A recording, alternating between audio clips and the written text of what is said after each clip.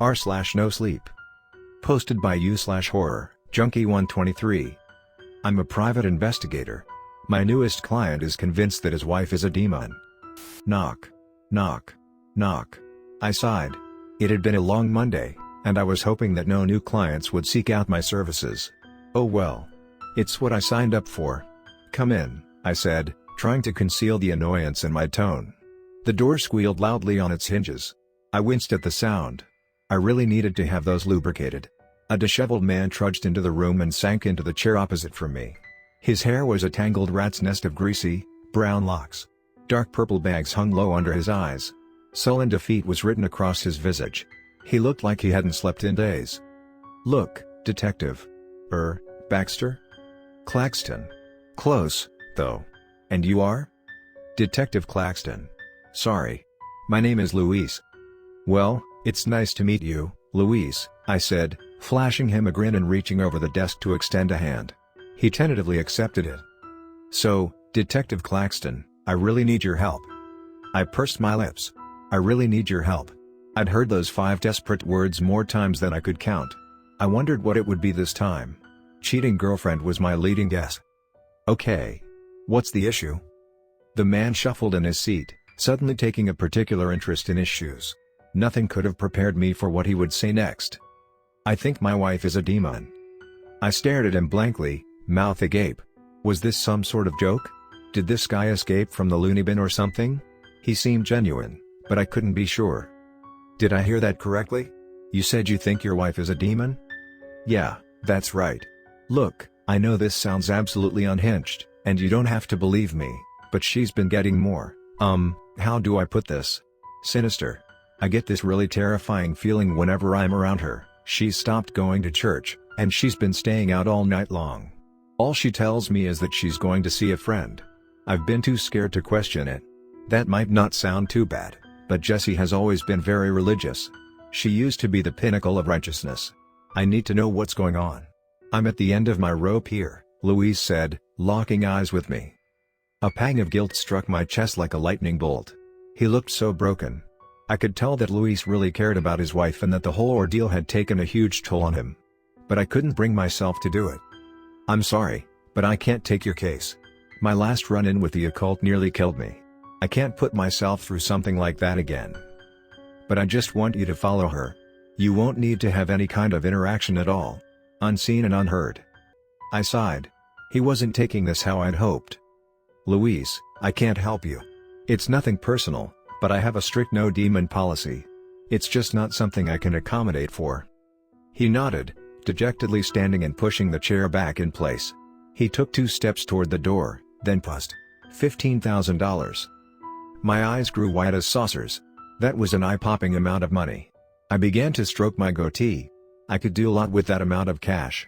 15 grand for one job? How hard could it be? You've got a deal. I agreed to start surveilling his wife that evening. I wish I'd never accepted the job. That day, just as the sun was beginning to set, I parked down the street a ways from Luis's house. He lived in a quaint suburban neighborhood. I couldn't discern anything out of the ordinary. Yet.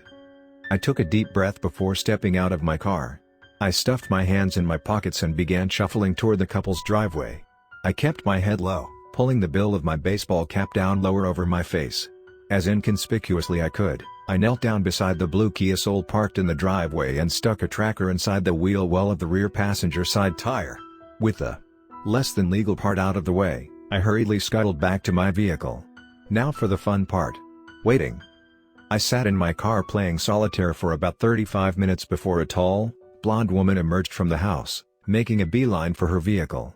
Jessie looked good for her age. Like, really good. If I hadn't done my research, I would have thought she was Luis's daughter. The woman was pushing 40, but she could have passed for a college student. I wiped the drool from my chin and tapped on the tracking app installed on my phone before discreetly tailing her. It didn't take long until we arrived at our destination. I watched as Jessie's car rolled to a stop in front of an upscale house. It was luxurious. The lush, extensive lawn was perfectly trimmed and the pillars extending from the porch exuded an air of grandeur that I couldn't fathom being able to afford. Jessie sauntered up to the front door and produced a key. She let herself in. I scratched my head. That was strange. I'd found nothing to suggest that the couple owned a second property. And certainly not one that nice. Well, back to solitaire. I didn't even have a chance to open the game before a lifted black Toyota screeched to a halt in the driveway. Even at my distance, I could hear Luke Combs blaring loudly over the speakers. A grimy man with a grungy white t-shirt and blue jeans hopped down from the driver's seat. He looked like he hadn't showered in weeks. I could practically smell the body odor and cigarette smoke wafting off of him. Gross. Ugh. Don't tell me she's cheating with that guy.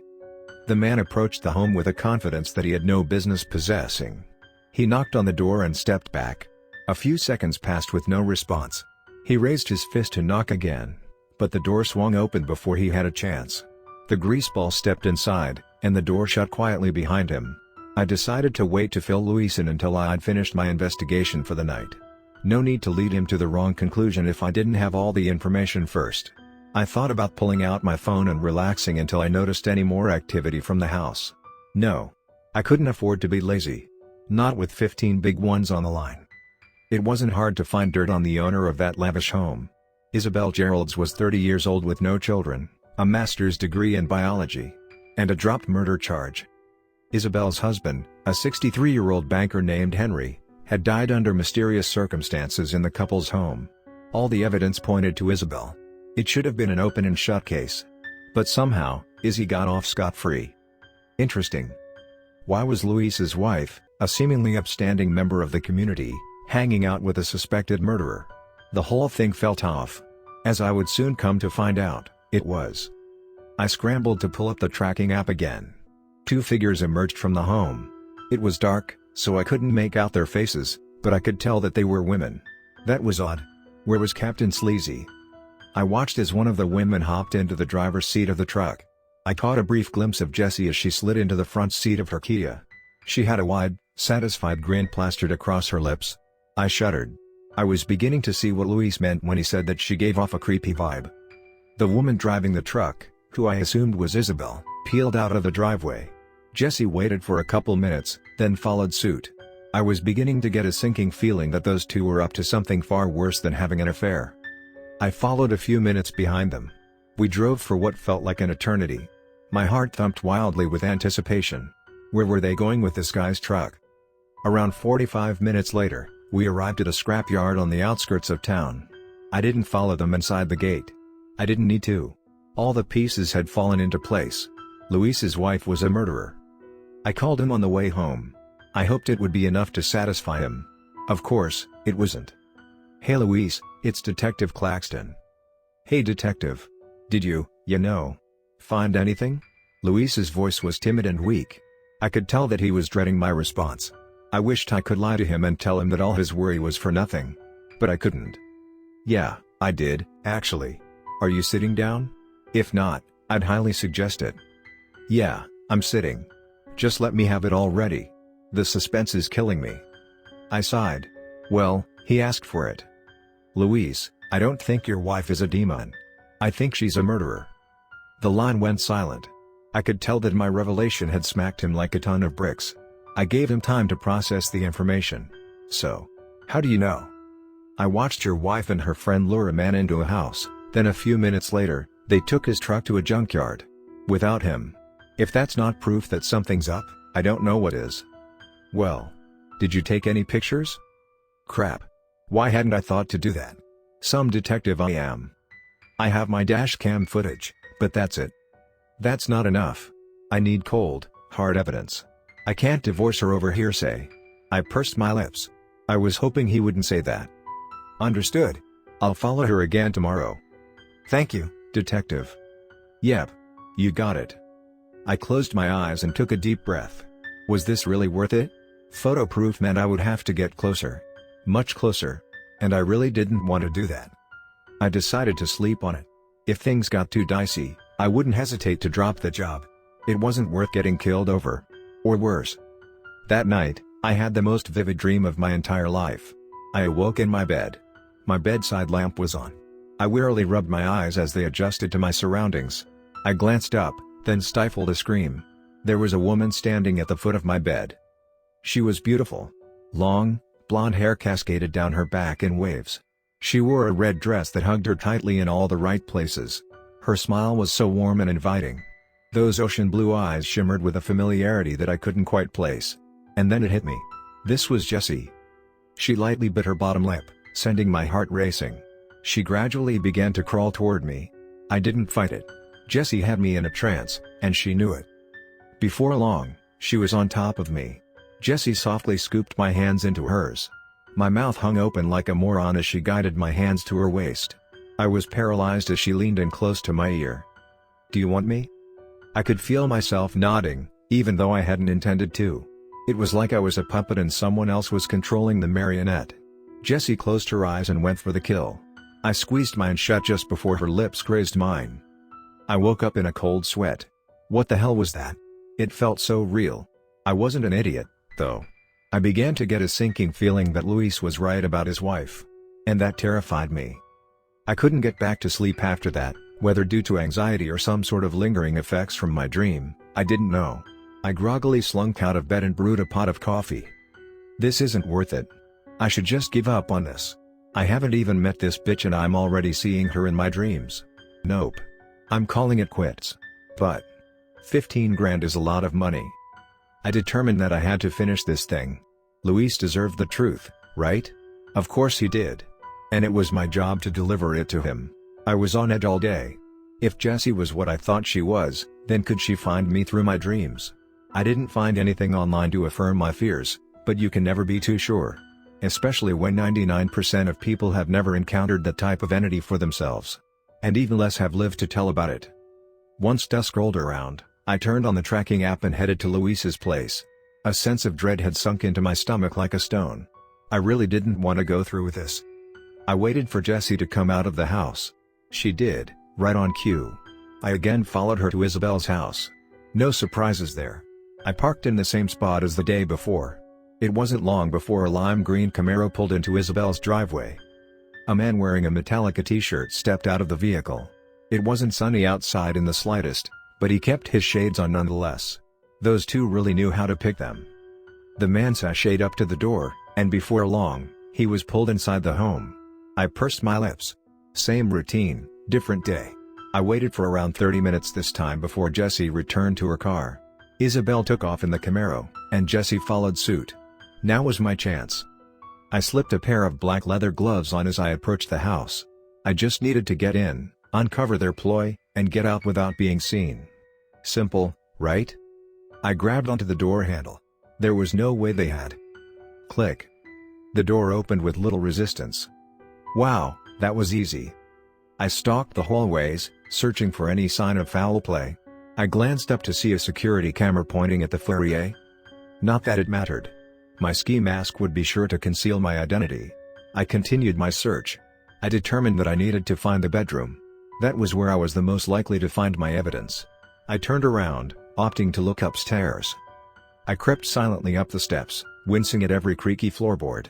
They weren't loud, but at that moment, the noise sounded thunderous in the empty home. I reached the top landing and scanned the dark hallway before me. At the end of the hall, a door was slightly cracked open, spilling warm, yellow light into the unlit corridor. Bingo! That was what I needed. I tiptoed to the door, heart in my throat. This was it. I smiled as I thought about the massive payday I was in for.